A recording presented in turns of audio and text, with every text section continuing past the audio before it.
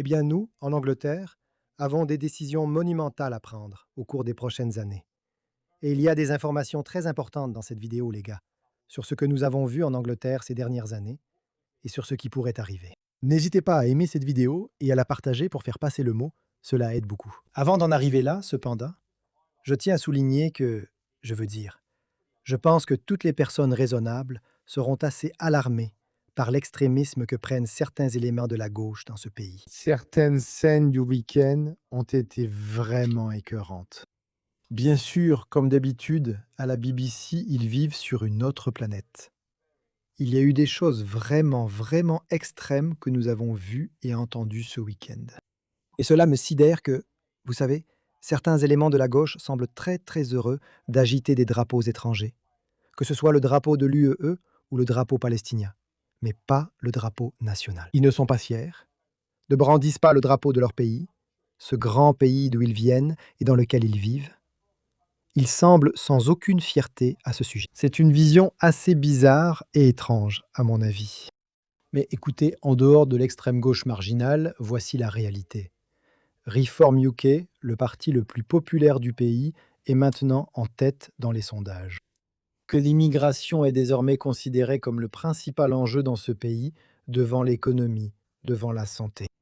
Et ce qui s'est passé, bien sûr, ce que nous avons vu, c'est cette politique extrême mise en œuvre par les travaillistes et les conservateurs, une migration de masse à un niveau, à une échelle de croissance démographique comme nous n'en avons jamais vu auparavant. Et en effet, une étude récente met en avant la contribution de la migration nette depuis 2001. Les loyers ont augmenté de 132 livres supplémentaires par mois en Angleterre. Et pour Londres, 216 livres par mois en plus à Londres. Voilà donc l'héritage du Parti travailliste et des conservateurs que nous avons vu jusqu'à présent. Quant à ce qui pourrait arriver ensuite, eh bien, il y a des chiffres vraiment stupéfiants. Merci beaucoup à Private Internet Access d'avoir sponsorisé la vidéo d'aujourd'hui. PIA est un VPN, c'est-à-dire un réseau privé virtuel, qui aide à chiffrer votre connexion Internet. Vous pouvez me voir utiliser PIA sur mon téléphone ici. Et ce que PIA vous permet de faire, c'est d'accéder à beaucoup plus de contenu sur les plateformes de streaming. Vous pouvez changer votre géolocalisation. C'est également disponible sur toutes les plateformes. Et aussi, avec un seul abonnement, vous pouvez protéger un nombre illimité d'appareils. Et avec une réduction de 86%, vous pouvez obtenir PIA pour seulement 1 livre et 57 pence par mois. Scannez le code QR à l'écran maintenant ou consultez le lien ci-dessous. Rendez-vous sur piavpn.com piavpn.com/Michael Iver. Nous venons de voir de nouvelles recherches publiées par l'Office national des statistiques. Et ce que cela montre, c'est assez clair.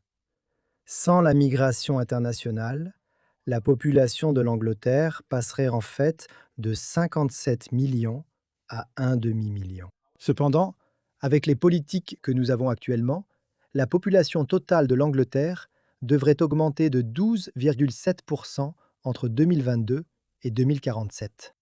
Et au cours des 25 années précédentes, nous avons vu la population augmenter de 18,5%.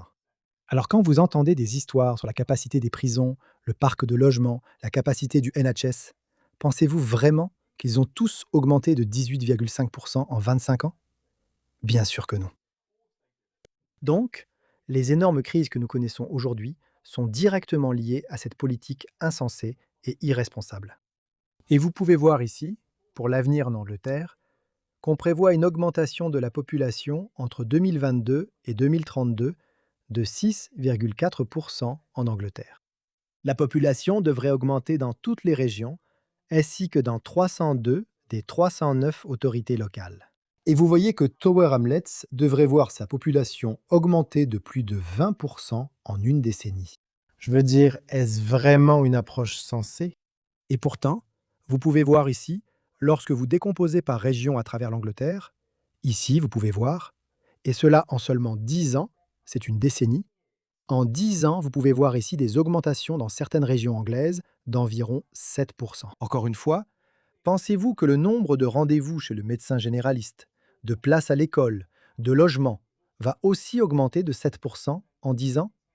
Bien sûr que non. Donc ce qui se passe, c'est qu'il y a une diminution générale de la qualité de vie pour tous ceux qui vivent ici. C'est insensé. C'est pourtant la politique des conservateurs et des travaillistes. Lors des prochaines élections générales, une ligne de démarcation apparaîtra clairement. Et vous pouvez en fait voir le plan de migration net zéro inclus par l'ONS comme une option pour l'avenir. Vous allez voir une ligne de démarcation ici. Allons-nous continuer ainsi avec ces hausses absurdes de population sous les conservateurs et travaillistes? Ou y aura-t-il un gouvernement réforme qui arrêtera réellement cela, apportera un peu de bon sens et réduira massivement les chiffres? N'hésitez pas à me faire part de vos réflexions à ce sujet dans les commentaires ci-dessous. Bien sûr, nous continuerons à vous apporter toutes les dernières informations à ce sujet et bien plus encore. Alors, mettez un petit pouce bleu à cette vidéo et, comme toujours, merci de regarder.